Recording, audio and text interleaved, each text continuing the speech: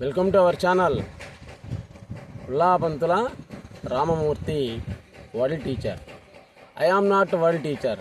World teachers are Sadguru Subrahmanyam, Jillellamudi Amma, Muhammad ప్రవక్త, క్రీస్తు extra సాలార్ Sadgurus world teacher. I am teacher in Vinukonda Krishnaveni, that's all.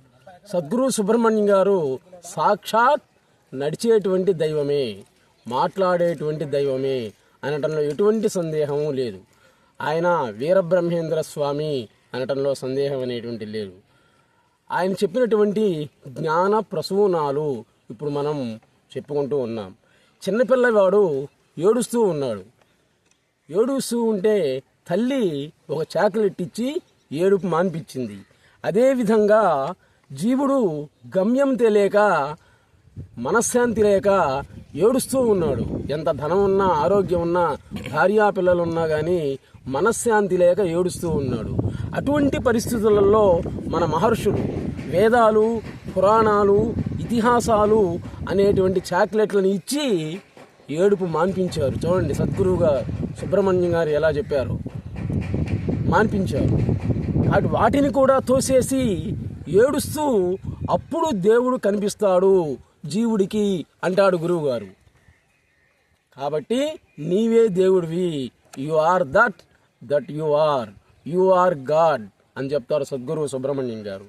ఆ విధంగా పొర్లి ఏడ్చినటువంటి వాళ్ళే రామకృష్ణ పరమహంస, స్వామి వివేకానంద, రమణ మహర్షి, భక్త కన్నప్ప, జిల్లెళ్ళమూడి అమ్మవారు, దేవుణ్ణి చూసి మాట్లాడినటువంటి వాళ్ళు వీళ్ళందరూ కూడా. ఆర్తి అనేటువంటిది ముఖ్యం. కొండమీర ప్రసంగానంలో యేసుక్రీస్తు చెప్పింది అదే. ఆర్తి అనేటువంటిది ఉన్నట్లయితే భగవంతుడు నీ ఇంటి తలుపు పగలగొట్టుకొని నీ ఎదురుగ్గా ప్రత్యక్షం అవుతాడు అని చెప్పారు. మన హిందూ దేశంలోనే చాలామంది ఉన్నారు దైవశక్తి కలిగినటువంటి, మంత్రశక్తి కలిగినటువంటి దైవ ద్రష్టలు చాలామంది ఉన్నారు. హిందూ అంటే ఇక్కడ మతం కాదు, దేశం, హిందూ దేశం అనేటువంటిది. షిరిడీ స్వామిని దర్శించినటువంటి వాళ్ళు ఎంతో అదృష్టవంతులు. హిమాలయ స్వామి షిరిడీ స్వామిని దర్శించి మాట్లాడారు. ఆయన చెప్పిందే షిరిడీ సాయిబాబా మధ్వా బ్రాహ్మణ వంశానికి చెందినటువంటి వాడు అని చెప్పాడు. నేను ఇంతకుముందు షిరిడీ సాయిబాబా గురించి చెప్పా. చాలామంది నాకు మళ్ళీ ఫోన్లు చేశారు, షిరిడీ సాయిబాబా బ్రాహ్మణుడు కాదు అని.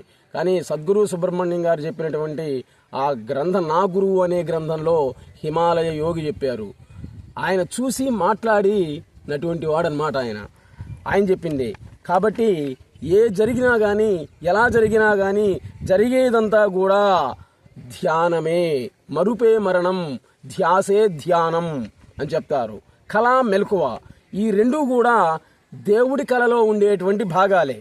కన్ను మూస్తే కళ, కన్ను తెలిస్తే మెలకువ. కర్మలో మునగాలి, భక్తిలో కరగాలి. రమణ మహర్షి శివుని శరణాగతిని పొందాడు అంటే ఖాళీ అయ్యాడు. కాళీమాత అంటే ఏంటి? అర్ధరాత్రి పూట ఖాళీ సమయం, అదే కాళీమాత యొక్క స్వరూపం. కాబట్టి ఆ ఖాళీగా లేదు, ఆ ఖాళీలో శివుడే నిండి ఉన్నాడు. సాక్షాత్ పరమశివుడే రమణ మహర్షి అనడంలో సందేహం లేదు. మోక్షాన్ని ఇవ్వడం అంటే చూడండి, సద్గురువు గారు చెప్తున్నారు, జాగ్రత్తగా వినండి. మోక్షాన్ని ఇవ్వటం అంటే ఆకాశంలో తీసుకొచ్చి సూట్ కేసులో పెట్టి నీకు ఇవ్వటమే అని చెప్తారనమాట. ఆకాశం గగనం శూన్యం, అంతా ఖాళీనే, నాకేమీ తెలియదు అనేటువంటిది ఉత్తమమైనటువంటి మార్గం అంటారు సద్గురు సుబ్రహ్మణ్యం గారు. గుంపులో ఉన్నా కానీ నీవు ఒంటరి వాడివి అనేటువంటి భావం నీలో ఉన్నట్లయితే ఇంకా నీవు దేవుడికి దగ్గరగా వచ్చినట్లే, దైవత్వం నీలో వస్తున్నట్లే లెక్క. అందరిలో ఉన్నా కానీ నేను ఏకాకిని, నేను నిద్రపోతున్నానంటే అందరూ నిద్రపోతున్నారు, నేను మేల్కుంటే అందరూ మేల్కున్నారు అనేటువంటి భావంతో ఉండాలి. కాబట్టి మెలకువ ద్వైతం, నిద్ర అద్వైతం అనేటువంటి భావన ఉంటే సాక్షాత్ నీవే దైవం, ఎక్కడో లేదు. దేవుడు సర్వాంతర్యామని నువ్వే చెప్తున్నావు, మళ్ళీ ఎక్కడో ఎదుగుతున్నావు పోయి. నీలో ఉండే దైవత్వాన్ని నీవు తెలుసుకునేంత వరకు కూడా ఇవన్నీ కూడా ప్రార్థనలు ఇవన్నీ కూడా తప్పదు. నీవు ఒంటరి వాడివి అనే భావన ఉంటే చాలు నీలో అని అంటారు సద్గురు సుబ్రహ్మణ్యారు. జగద్గురు ఆదిశంకరాచార్యులకి అద్వైతం తెలుసు, కానీ అద్వైతానికి శంకరుని గురించి తెలియదు. గురువు అనేటువంటి పదం అసలు ఏ వ్యక్తికి చెందిందే కాదు. చూడండి ఏం చెప్పారు, గురువు అనే పదం ఏ వ్యక్తికి చెందిందే కాదు అంటారు సద్గురు సుబ్రహ్మణ్యం గారు. నిద్రలో వచ్చేటువంటి కళ ఒక చిన్న కళ, మెలకువలో వచ్చేటువంటి కళ పెద్ద కళ, కడియంలో బంగారంలాగా దేవుడు అంతటా కూడా నిండే ఉన్నాడు. బ్రహ్మాండ గోళాలు జాతులు అన్నిటినీ సృష్టించినటువంటి వాడు ఆ పరమేశ్వరుడే. ఒక చిన్న విషయం చెప్పి ఇంకా వినిపిస్తాను. ఒక ఆటవిక జాతి వాడు మహారణ్యంలో ఒక పెద్ద శిలను చూశాడట. చూడండి సద్గురు సుబ్రహ్మణ్యం గారు ఏం చెప్తున్నారు. భగవంతుని తయారు చేయాలి అనుకున్నాడు, ఉలి బాడిసా తెచ్చుకున్నాడు, కానీ ఆలోచించాడు నామరహితుడు రూపరహితుడు ఎలా తయారు చేయాలి అనుకొని బల్లి ఆ ఉలి బాడిస అక్కడే పడేసి వెళ్ళిపోయాడు. వాళ్ళకి చెప్పాడు పలానా చోట పెద్ద శిల ఉందిరా అని. వాళ్ళందరూ దాని మీద నీళ్లు పోయటం మొట్టారు.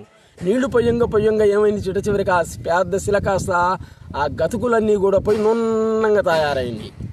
చూడండి ఏం చెప్పారు గురువుగారు, నున్నంగా తయారైంది. ఆ విధంగా వాళ్ళు అభిషేకాలు చేసి చేసి చేసి చేసి పసుపు కుంకుమలు చేసి చివరికి శిలని దైవంగా తయారు చేశాడు. కాబట్టి దేవుణ్ణి తయారు చేసింది ఎవరు? జీవుడే. కాబట్టి జీవుడే దేవుణ్ణి తయారు చేశాడు, అదే శివలింగం అయింది అంటాడు సద్గురు సుబ్రహ్మణ్యం. కాబట్టి శ్రీశైలంలో పృథ్వీలింగం అని చెప్తారు. అందరూ ఒకసారి సద్గురు సుబ్రహ్మణ్యంగా దర్శించి తరించండి. మీరు తెలియజేసిన పాపాలన్నీ కూడా పటాపంచాలు అవుతాయంట్లో ఎటువంటి సందేహం అనేటువంటిది లేదు. Please subscribe our channel.